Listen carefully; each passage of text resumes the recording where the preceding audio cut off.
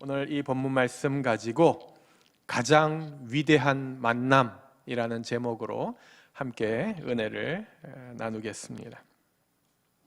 우리의 인생은 만남의 연속입니다. 모든 만남 중에 제일 첫 번째 만남이라고 할 수 있는 부모님과의 만남, 그리고 형제들과의 만남, 그리고 나서 친구들과의 만남, 그리고 교회와의 만남, 그리고 인생에 있어서 너무나 중요한 배우자와의 만남이 있습니다. 이러한 끊임없는 만남과 만남이 이루어져서 우리의 인생을 수놓습니다. 그리고 그 만남이 어떠한 만남들이냐에 따라서 우리의 인생은 행복한 인생이냐 아니면 불행한 인생이냐가 결정됩니다. 그런 것을 생각할 때에 이 만남이라고 하는 것은 우리 인생에 있어서 어쩌면 가장 중요한 주제, 가장 중요한 부분이 아닌가라는 생각을 해보게 됩니다.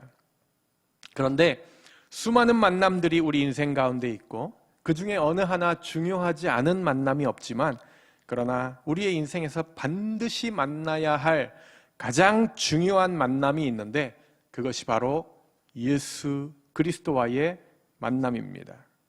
그것이 없다면 우리의 인생은 아무런 의미도 없고 아무런 소망도 없습니다.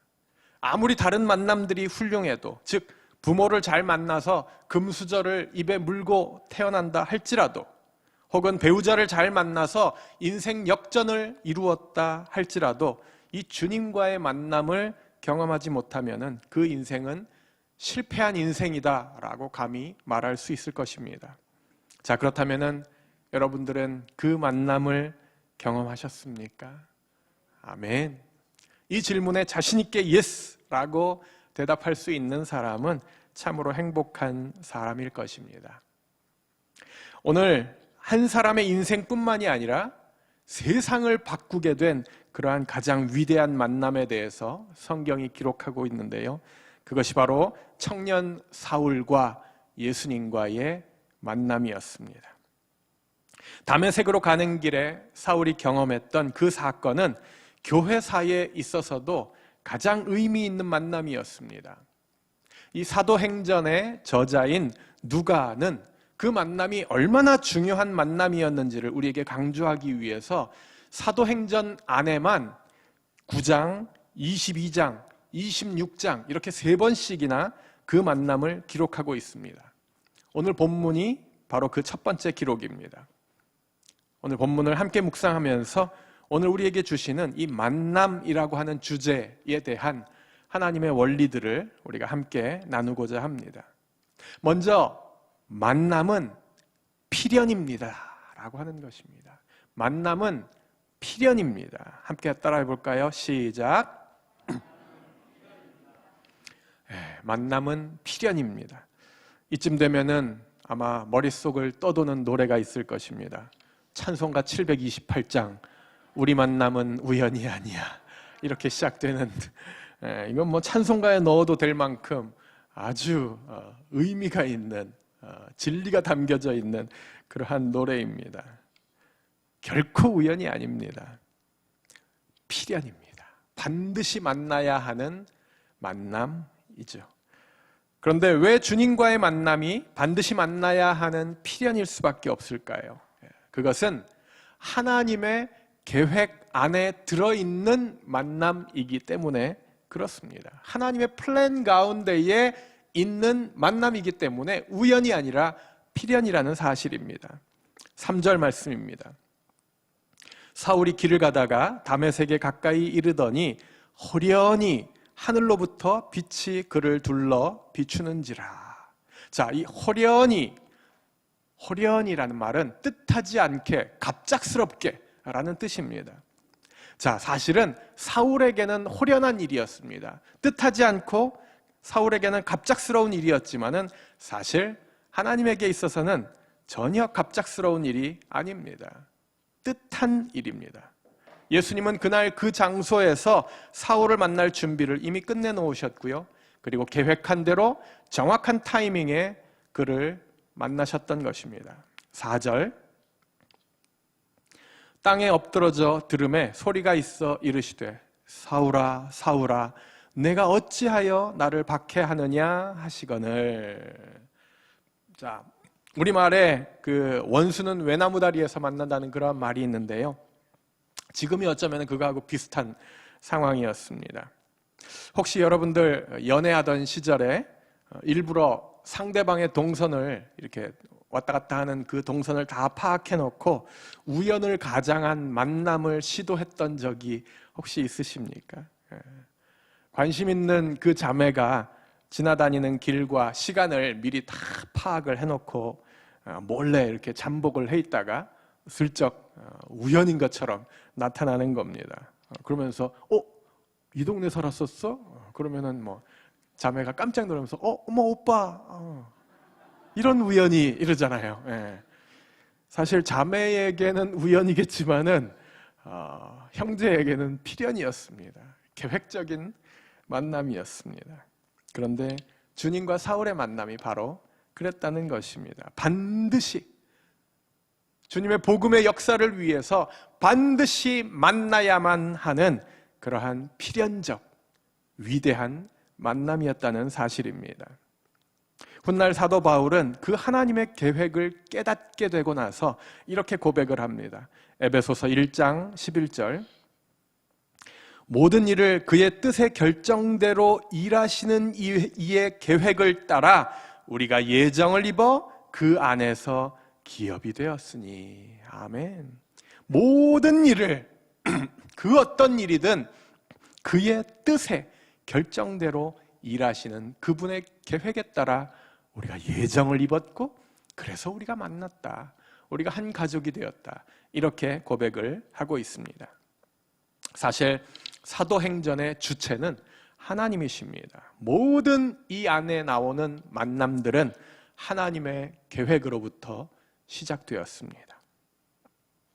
C.S. 루이스는 그의 자서전에서 자신을 만나주셨던 하나님에 대해서 이렇게 기록합니다. 그는 거기서 하나님을 아주 끈질긴 추적자 같이 그렇게 기록을 하면서 하나님이야말로 위대한 낚시꾼, 그리고 한번 점 찍은 먹잇감을 절대로 놓지 않는 그러한 맹수로 표현을 하고 있습니다. 자신의 인생을 되돌아보니까 자신을 결코 포기하지 않으시고 집요한 추적으로, 자기는 그렇게 도망다니고 자기는 그렇게 하나님을 비껴서 생활하려고 그렇게 도망을 다녔지만은 집요하게 자기를 추적해서 기어코 자기를 만나주신 하나님을 발견했다고 기록을 하고 있습니다. 오직 하나님의 그 끈질긴 사랑이 오늘날의 자신을 만들었음을 깨달은 것입니다. 사랑하는 성도 여러분, 여러분이 지금 이 자리에 있는 것이 우연이라고 생각하십니까? 아니요, 절대로 그렇지 않습니다. 여러분의 동선을 완벽하게 파악하고 계시고, 그리고 한 번 점 찍은, 한 번 하나님께서 계획에 담은, 마음에 담은 그 영혼을 끝까지 추적하시는 하나님의 계획이고 하나님의 필연임을 믿으시기를 주님의 이름으로 축복합니다. 만남은 필연입니다. 두 번째로 만남은 변화입니다. 따라해 볼까요? 시작. 만남은 변화입니다. 주님과의 만남은 인생에 있어서 놀라운 변화를 가져오게 됩니다. 모든 것이 변해버립니다. 만약에 변하지 않았다면은 그 만남이 어쩌면은 진짜 만남이 아니었을지도 모릅니다. 우리의 가치관이 변하고요, 성격이 변하고, 그리고 상황을 바라보는, 환경을 바라보는 시각들이 다 변하고요, 우리의 삶의 목적이 바뀌어 버립니다. 오늘 주님과의 만남으로 인해서 이 청년 사울의 인생에 육체적으로 그리고 영적으로 엄청난 변화가 일어났습니다. 예수 믿는 자들을 잡아 죽이러 다메섹으로 가는 도중에 갑자기 환한 빛과 함께 예수님은 사울을 만나 주셨습니다. 그리고 그 빛 때문에 사울은 눈이 멀어버렸습니다. 육체적인 변화였죠. 8절입니다. 사울이 땅에서 일어나 눈은 떴으나 아무것도 보지 못하고 사람의 손에 끌려 다메섹으로 들어가서. 자, 결국 사울은 사람들의 손에 끌려서, 사람들의 손에 의지해서 다메섹으로 들어갔습니다. 처음에는 살기가 등등해서 다메섹으로 갈 때만 해도 내가 다 잡아 죽일 거야. 모조리 전부 다 싹 쓸어다가 내가 감옥에다가 쳐넣을 거야. 이랬던 그 살기 등등했던 그가 실제로는 콧대가 꺾이고 눈이 먼 채 사람들의 손에 이끌려 다메섹에 들어갔습니다. 주님은 그의 앞뒤 가리지 않는 그 분노의 질주를 가로막으시고 그를 정반대 방향으로, 그가 가던 방향과는, 인생의 방향과는 정반대 방향으로 돌려놓으셨습니다. 자, 영적으로도 그는 변합니다. 눈이 벌게서 그리스도의 양들을 잡아 죽이던 사울이 이제는 주님의 양으로 변했을 뿐 아니라 결국 그는 거기서 더 나아가서 양들을 위해서 목숨을 바치는 목자의 삶을 살게 됩니다. 노예 사냥꾼이었던 그가 하나님의 노예가 되고 하나님의 은혜를 고백하게 됩니다. 이것이 바로 주님을 만난 후에 사울이 경험했던 변화였습니다. 주님과의 만남은 이처럼 놀라운 변화를 가져다 줍니다. 그런데 더욱 놀라운 것은요, 변화를 경험한, 예수님과의 그 위대한 만남을 통해서 변화를 경험한 그 한 사람 때문에 더 큰 변화들이 일어난다는 사실입니다. 기독교 역사를 살펴보면은 이 바울이라는 한 사람 때문에 세계 역사가, 세계의 지도가 바뀌어진 것을 우리는 알게 됩니다. 바울 때문에 이방인들을 향한 선교의 문이 열렸고, 그리고 땅끝까지 복음이 전파되는 엄청난 변화가 촉발되었습니다. 그리고 그 변화의 결과로 인해서, 그 변화의 열매로 땅끝에 있는 작은 나라였던 우리 대한민국, 한국에도 복음이 전해져서 오늘 저와 여러분들이 이 자리에 앉아 있을 수 있게 된 것입니다. 그런데 그 촉발제가 되었던, 그 방아쇠 역할을 했었던 그 한 사람을 누가 바꾸셨나요? 바로 예수 그리스도. 그분과의 만남이 한 사람의 인생은 물론이요, 가정과 또 민족과 세상에 놀라운 변화를 일으키셨습니다. 사랑하는 영한 성도 여러분, 혹시라도 이 자리에 오랫동안 교회를 다녔지만은 아직 주님과의 진정한 만남을 경험하지 못한 분이 계셨다면, 그래서 인생에 아무런 변화도 없는 사람이 있다면 오늘이라도 늦지 않았습니다. 오늘 여러분들의 마음의 문을 활짝 열 수 있기를 바랍니다. 그래서 오늘 여기까지 당신을 추적해 오신 그 주님을 전인격적으로 만나서 앞으로의 여러분의 인생 가운데에 놀라운 변화를 경험하고, 그리고 변화된 당신 때문에 주변에 있는 많은 사람들이 변해지는, 그래서 복음의 역사, 복음의 지도가 바뀌어지는 놀라운 방아쇠 역할을 감당하는 저와 여러분이 될 수 있기를 주님의 이름으로 축복합니다. 만남은 필연입니다. 두 번째로 만남은 변화입니다. 마지막 세 번째로 만남은 은혜입니다. 따라해 볼까요? 만남은 은혜입니다. 만남은 은혜입니다. 은혜는 거저 주시는, 나는 아무것도 한 게 없는데 그냥 주시는 선물입니다. 주님과의 만남은 이토록 철저히 계획적이고, 그리고 하나님께서 이미 다 그 손 안에 갖고 계시던 필연적인 만남이었지만은, 그렇다고 해서 하나님은 우리를 강제로 몰아가거나 만남을 윽박지르지 않는다고 한다는 사실입니다. 4절, 땅에 엎드러져 들음에 소리가 있어 이르시되 사울아 사울아 내가 어찌하여 나를 박해하느냐 하시거늘. 자, 사울아 사울아 내가 어찌하여 나를 박해하느냐, 이것은 결코 비난하거나 사울을 꾸중하는 그러한 어투가 아닙니다. 특별히 이 이름을 두 번 부른다는 것, 이 성경에서 어떤 사람의 이름을 두 번 부르는 경우는 그렇게 많지 않습니다. 그런데 그 흔치 않은 경우 중에 대표적인 케이스가 모리아산에서 하나님께서 아브라함을 부르시는 그 음성입니다. 아브라함아 아브라함아, 두 번 부르셨습니다. 그리고 또 하나는 다윗이 자신에게 반역한 아들 압살롬의 시체를 안고 부르짖으면서 불렀던 이름입니다. 내 아들 압살롬아, 압살롬아, 내 아들 압살롬아, 압살롬아. 이 두 가지 경우에 공통적인 것은 사랑하는 대상을 부를 때에 그 이름을 두 번 부른다는 것입니다. 특별히 사랑하는 자녀가 잘못된 길을 가고 있을 때, 잘못을 저질렀을 때, 다메섹으로 가는 그 길가에서 예수 그리스도께서 사울의 이름을 부르십니다. 사울아, 사울아, 내가 그렇게 너를 사랑해서 너를 위하여 십자가에 죽었고 내가 너를 그렇게 기다렸건만 어찌하여 너는 나를 핍박하느냐. 사울아, 사울아. 5절입니다. 대답하되 주여 누구시니까? 이르시되 나는 내가 박해하는 예수라. 예수님은 사울을 겸손하게 만드셔서 땅에 엎드러지도록 그렇게 하셨지만 억지로 그의 무릎을 꿇리지는 않으셨습니다. 사울을 그렇다고 해서 죄인처럼 다루지도 않으셨습니다. 억지로 그를 회심시키지도 않으셨습니다. 사울과 주님과의 만남은 점진적인 만남이었고요. 그리고 부드러운 만남이었습니다. 오래전부터 예수님은 사울과의 그 만남을 준비해 오셨고요. 조금씩 그의 마음의 문을 두드리다가 오늘 드디어 다메섹에서 만나주신 것입니다. 누가가 이 사울의 회심을 세 번째로 기록한 사도행전 26장에는 이런 표현이 있습니다.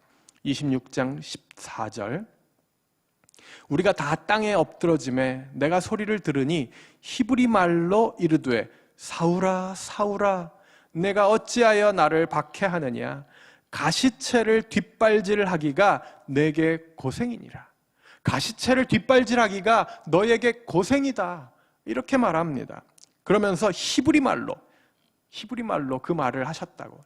이 사울의 고향의 언어로 그만큼 친근하고 그만큼 사울에게 맞춰서 말씀하시는 예수님의 따뜻한 배려를 느낍니다. 그런데 여기서 이 가시채가 무엇일까요? 가시채를 뒷발질하기가 고생이라고 그렇게 얘기했는데요. 이 가시채는 기다란 작대기 끝에 붙어 있는 쇠붙이를 말합니다. 그래서 그걸로 이렇게 소를 혹은 말을 모는 그러한 도구죠. 그런데 그게 이랴 하면서 자기를 계속 치면은 아프잖아요. 그러니까 이 말이 자꾸 자기를 때리지 말라고 자기 뒷발질로 그 가시채를 막 차는 겁니다. 그러면은 누가 아픕니까? 가시채가 아픈 게 아니잖아요. 그걸 차고 있는 자기만 계속 더 아픈 겁니다. 지금까지 사울이 살아온 인생이 바로 그것과 같다는 것입니다. 하나님은 사울을 만나주시면서 그 사울의 그 아픈 마음들을 어루만지셨습니다. 내가 너의 아픔과 너의 지금까지의 그 고통을 잘 안다. 이렇게 말씀하셨던 거죠. 사울의 인생에서 끊임없이 지금까지 솟아나던 질문들, 그렇게 모든 율법을 다 지켜왔고 모든 지식을 소유했고 사람들이 그렇게 부러워하는 로마의 시민권까지 가지고 있었지만 그의 마음속에서 끊임없이 솟아나는 질문들, 그 공허감, 상실감을 무엇으로 채울 수 있었을까요? 그래서 그 빈 공간을 어떻게든 채워보려고 그리스도인들을 잡아 죽이고 핍박했지만 그것이 그의 마음을 시원하게 하기는커녕 가시채를 뒷발질을 하는 것 같은 고통만이 있을 뿐이었습니다. 그뿐입니까? 자기가 잡아넣었던 그 수많은 그리스도인들이 불에 태워지고 감옥에 끌려 들어가면서도 찬송을 부르는 모습을 보았습니다. 그리고 마지막까지 천사의 얼굴을 가지고 죽어가는 스데반 집사님을 보면서 그의 고통과 질문은 더욱더 커져만 갑니다. 과연 저들이 저렇게 할 수 있는 힘은 어디서 나오는 것인가? 저들의 기쁨의 원천은 어디인가? 그런데 사울의 이 모든 질문들이 예수님을 만나면서 깨끗하게 해결되었습니다. 사울아, 사울아, 가시채를 발로 차는 것이 너에게 고생이니라. 힘들었지? 이제는 그 고생하는 일을 멈추거라. 그 부드럽게 다가오시는 주님의 음성 앞에 그는 무너졌고요. 오히려 그 순간 사울의 평생을 짓누르던 짐이 벗어져 버렸습니다. 참 자유와 기쁨을 얻게 되었습니다. 육체적으로 눈은 멀었지만 영의 눈이 떠졌습니다. 이것이 바로 은혜입니다. 주님과의 만남은 놀라운 은혜입니다. 그분의 계획으로 그분이 찾아오셔서 아무런 대가 없이 만나주시는 만남입니다. 성경은 주님을 만난 수없이 많은 사람들의 기록입니다. 그래서 성경은 만남의 책이라고 할 수 있을 것입니다. 사람들의 혈세를 빨아먹고 살았지만 키는 작고 열등감으로 가득 찬 인생을 살았던 삭개오는 주님을 만나고 나서 그의 인생이 변했습니다. 또한 무려 5명의 남편으로부터 버림을 받았던 한 여인은 사마리아 우물가에서 예수님을 만나고 나서 그를 평생을 괴롭히던 갈증을 해결하였습니다. 그런데 이 모든 만남에는 한 가지 공통점이 있습니다. 예수님이 그들에게 먼저 찾아가신 것입니다. 하나님의 필연이었고 하나님의 계획이었던 것이죠. 사실 이 세상에 있는 모든 종교들은 내가 신을 찾아가는 구조입니다. 고행을 통해서 찾아가거나 혹은 수도를 통해서 신을 찾습니다. 하지만 그런 방법으로는 참된 만남을 결코 경험할 수 없습니다. 예수님은 직접 우리를 만나기 위해서 우리의 눈높이로 이 땅 가운데에 가장 낮고 천한 모습으로 내려오셨습니다. 우리가 잘한 것도 없는데, 받을 만한 자격도 없는데 그 놀라운 은혜를 우리에게 거저 부어주셨습니다. 사랑하는 영한 성도 여러분, 하나님의 완벽한 계획과 또 하나님의 그 놀라우신 은혜로 여러분은 지금 이 자리에 있습니다. 하나님은 한 번도 여러분을 포기한 적이 없습니다. 여러분들이 탕자처럼 하나님을 떠나서 방황할 때도 하나님은 여전히 당신을 기다리고 계셨습니다. 그리고 그분께서 먼저 찾아와서 여러분의 이름을 부르십니다. 아브라함아, 아브라함아, 사울아, 사울아. 오늘 사랑하는 여러분들의 이름을 2번 부르시는 그 하나님의 음성을 듣고 주님과의 가장 위대한 만남을 경험하시는 저와 여러분의 삶이 되시기를 주님의 이름으로 축복합니다. 그 유명한 존 뉴턴을 기억하실 것입니다. 그는 역사상 가장 추악한 사람 중에 하나였습니다. 아프리카에서 흑인들을 잡아다가 노예시장에 팔아먹는 그런 노예 상인이었습니다. 그러던 그가 주님을 만나고 그의 삶은 완전히 달라졌습니다. 그의 삶의 변화가 일어났습니다. 남은 인생을 목숨을 걸고 노예 제도를 폐지하는 운동에 앞장섭니다. 그리고 나서 그 인생의 마지막 순간에 자신의 인생의 고백을 담은, 그리고 자신에게 값없이 자신을 만나주신 그 은혜에 대해서 찬송가를 한 곡 씁니다. Amazing Grace, 놀라우신 은혜. 나 같은 죄인 살리신 주 은혜 놀라와. 잃었던 생명 찾았고 광명을 얻었네. 영어 가사에는 이러한 가사가 있습니다. I was blind, but now I see. 나는 이전에는 장님이었지만 그러나 이제는 봅니다. 이제는 볼 수 있습니다. 이것이 우리 모두의 고백이 될 수 있기를 주님의 이름으로 축복합니다. 우리 그 믿음을 가지고 우리를 만나주신 그 놀라우신 주님의 은혜를 고백하면서 이 시간 함께 기도하는 시간 갖겠습니다. 기도하실 때에 하나님, 많은 사람들 중에서 우연이 아니라 하나님의 계획 속에서 필연적으로 나를 만나주셔서 감사합니다. 또한 그 만남을 통해서 나의 인생 가운데에 놀라운 변화를 가져다 주시니 감사합니다. 나 한 사람의 변화를 통하여 주변의 많은 영혼들을 변화시키는 우리 모두의 삶이 될 수 있도록 인도해 달라고, 또한 우리를 만나 주신, 거저 주신 그 하나님의 선물, 그 은혜를 늘 기억하면서 살아가는 우리 모두들 될 수 있도록 인도해 달라고 우리 간절한 마음으로 함께 주님 앞에 그 놀라우신 은혜를 찬송하면서 우리 함께 기도하며 나아갑시다. 하나님 감사합니다.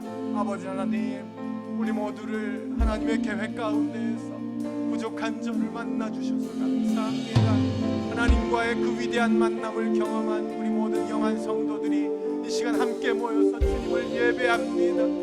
하나님, 우리 가운데에 임재하셔서 하나님의 놀라운 은혜를 우리 모두가 기억할 수 있도록 아버지 하나님이 인도하여 주시기를 간절히 소원합니다. 하나님, 특별히 우리 한 사람 한 사람의 인생을 통하여 변화가 있게 하시고 우리를 통하여 수많은 인생들과 영혼들을 주 앞으로 인도하며 변화를 이끌어내는 우리 모두 될 수 있도록 아버지 하나님 인도하여 주시옵소서. 특별히 우리의 인생 가운데의 모든 순간순간 우리에게 거저주신 그 하나님의 놀라우신 은혜, 장님이었지만 이제는 눈을 뜨게 된 우리 모두 그 하나님의 은혜를 기억하며 그 은혜를 감사하며 찬양하는 모두 될 수 있도록 아버지 하나님 인도하여 주시옵소서. 우리 모두를 주님의 은혜로 붙잡아 주시고 앞으로 인생 가운데 하나님 함께 해주시기를 간절히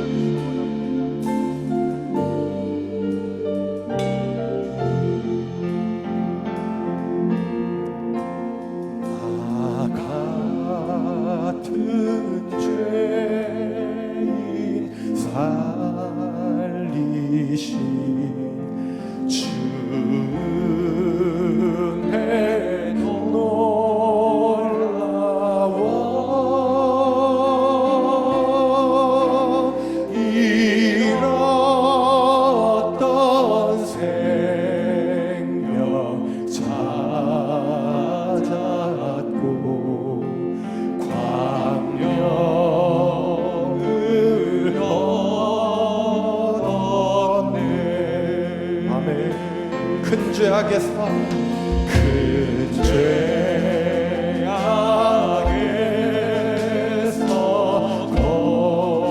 건지신 주의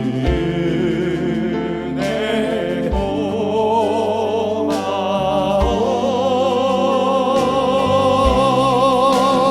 나 처음 믿은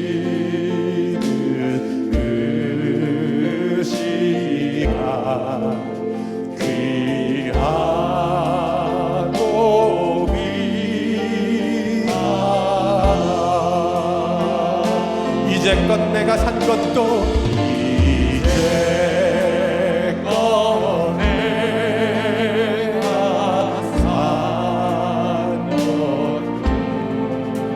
주님의 은혜라. 아멘. 또 나를 찾아 온양에 인도해 주시. 우리 더 높은 소리로 고백합시다. 거기서 우리